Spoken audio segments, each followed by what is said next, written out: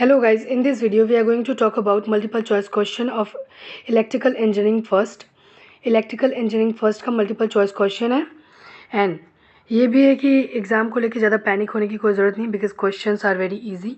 अगर कोई थोड़ा सा ही पढ़ा है तो वो कर सकता है बिकॉज क्वेश्चन ज़्यादा टफ नहीं है. First, for a particular material the Hall coefficient was found to be zero. The material is.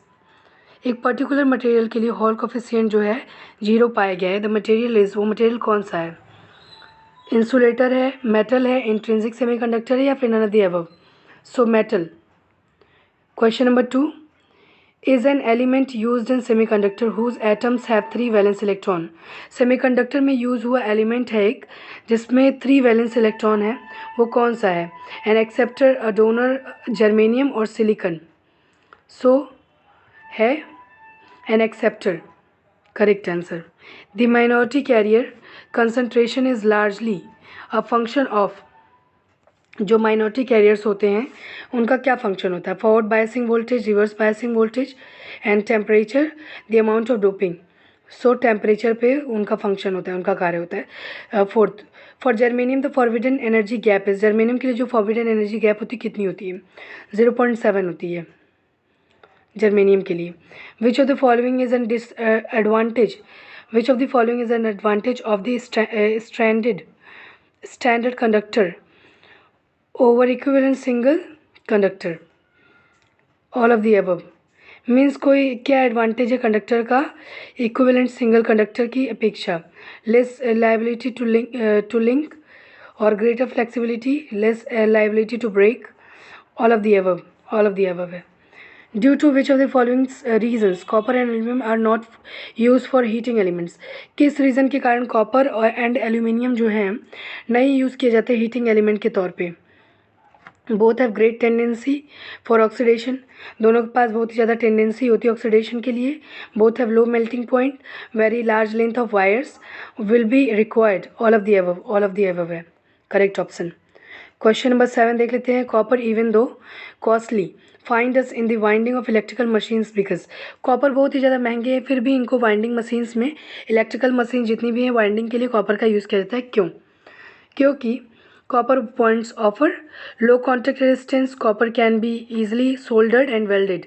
Copper windings are less bulky and machines become compact. All of the above. So ये सारे हैं property की. मतलब copper का जो contact resistance होता है बहुत ही लो होता है. सोल्डर एंड वेल्डिंग बहुत ही ज़्यादा इजी होता है. कॉपर वाइंडिंग बहुत ही लेस बल्कि होते हैं and machines become compact. Compact होता है मीन्स ढीला डाला उसका वाइंडिंग नहीं होता है, बहुत ही कठोर होता है जिस कारण मशीन भी कॉम्पैक्ट मीन्स मशीन का आकार भी छोटा हो जाता है. Question number 8, substances whose specific resistance abruptly decreases at very low temperature.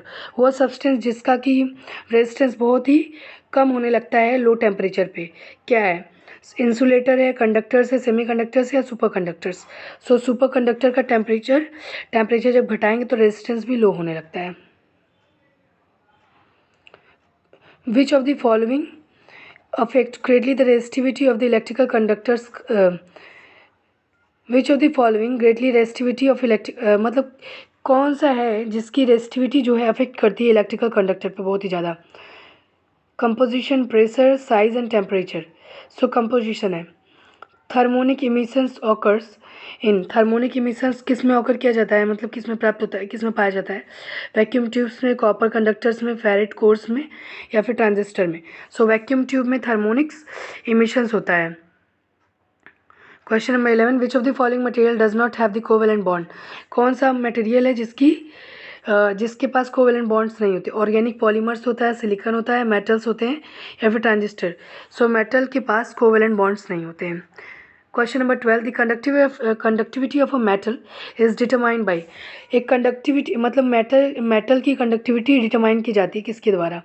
The electronic concentration of the mobility of the free electrons, the number of valence electron per atom और either A or B, none of the above. So first, the electronic concentration of mobility of the free electrons. Free electron के mobility के कारण और electronic concentration के कारण ये determine किया जाता है. Question number 13, the resistivity of a metal is a function of temperature because. Resistivity, metal की जो रेजिस्टिविटी होती है टेम्परेचर का फंक्शन होती है, मतलब टेम्परेचर का कार्य करता है, because the amplitude of vibration of the atoms varies with temperature.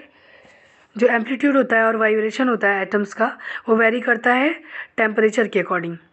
In a crystal an atom vibrates at a frequency determine by. एक क्रिस्टल में जो एटम्स होते हैं वाइब्रेट करते हैं फ्रीक्वेंसी पर, इसको किस तरीके से डिटरमाइन किया जा सकता है? The heat content of the crystal, the temperature of the crystal, the stiffness of the bond it makes with neighbours. The stiffness of the bonds, वह बॉन्ड की वह स्टिफनेस जो कि अपने नेबर्स वाले से वो अटैच रहता है, मीन्स जुड़ा रहता है। क्रिस्टल वो उसके एटम्स बहुत ही ज़्यादा पास होते हैं क्रिस्टलाइन, इसलिए उसे कहा जाता है कि उनका जो स्ट्रक्चर हो बहुत ही ज़्यादा कॉम्पैक्ट हो। तो जब बॉन्ड बहुत अच्छे रहेंगे तभी तो कॉम्पैक्ट होगा। अब क्वेश्चन नंबर 15 देख लेते हैं। Due to which of the following reason aluminium does not corrode in atmosphere. किस रीज़न के कारण एल्यूमिनियम जो है उसका क्षरण नहीं होता है एटमॉस्फेयर में। Aluminium is a noble metal. Atmospheric oxygen can also only diffuse very slowly through the oxide layer which is formed on the surface of aluminium. No reaction with oxygen occurs at any of the above, none of the above. So second B वाला, atmospheric oxygen can only diffuse। जो atmospheric oxygen होते हैं केवल diffuse होते हैं very slow, जिसके कारण बहुत ही पतली ऑक्साइड लेयर बनती है which form on the aluminium surface, जो aluminium के surface पर बनती है। Thanks for watching guys.